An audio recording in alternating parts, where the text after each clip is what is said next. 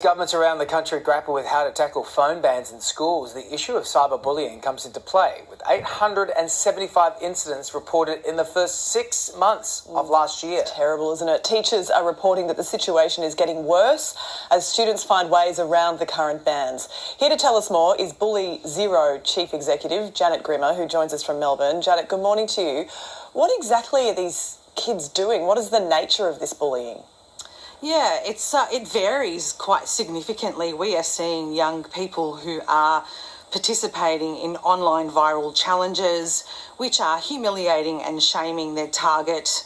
And obviously those targets are, dealing with severe mental distress as they receive or they're on the brunt of these challenges and threats. We're also seeing young people who have worked out how to take their mobile phones into schools and hide them, avoiding the online school bans, and are watching porn. They're exposed to predators, and they are having chats with people they shouldn't be talking to. They're also videotaping other students in bullying situations and sharing those videos. So do you think this ban of the phones in schools, is that going to help? I mean, it's surely going to stem some of this. Absolutely, and it should stem some of this, but some kids are quite clever. Some young people are clever. They're now taking up to 2 phones into schools so that one can get confiscated and one can be kept on them. They're tapping into Wi-Fi, so they don't necessarily need a SIM card in their phone if they've got access to Wi-Fi. So the online bans are very important, and we have seen that work across the country. Okay, but it's not going to bring an end to it altogether, clearly, is it? What do we know about the ramifications of cyberbullying on kids, on their mental health?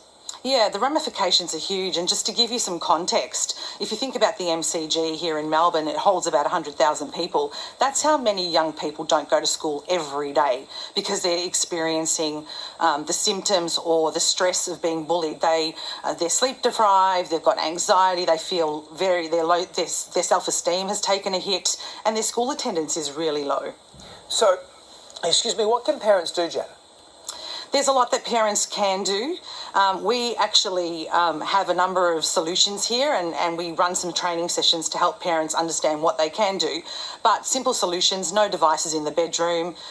Obviously install those parental control apps, monitor the games that your children are downloading, and make sure that they're age-appropriate apps, and make sure that you set those security settings. We also have parent information sessions that parents can come to and really be exposed to what their children are looking at. Wow. What else would you like to see in terms of a whole-of-community approach to this problem? And that's exactly what it needs to be. It does need to be a whole-of-community approach. We need parents to fully understand what their kids are accessing and to instill that knowledge and to talk to their children about the dangers. We need schools to make sure that they are talking to their kids about their bullying policies and the procedures. And we also need to talk to young people about the issues that they're presented with and to come up with solutions with young people. We find that the more that we talk to them, the better the response we get. What happens if your kid's the bully?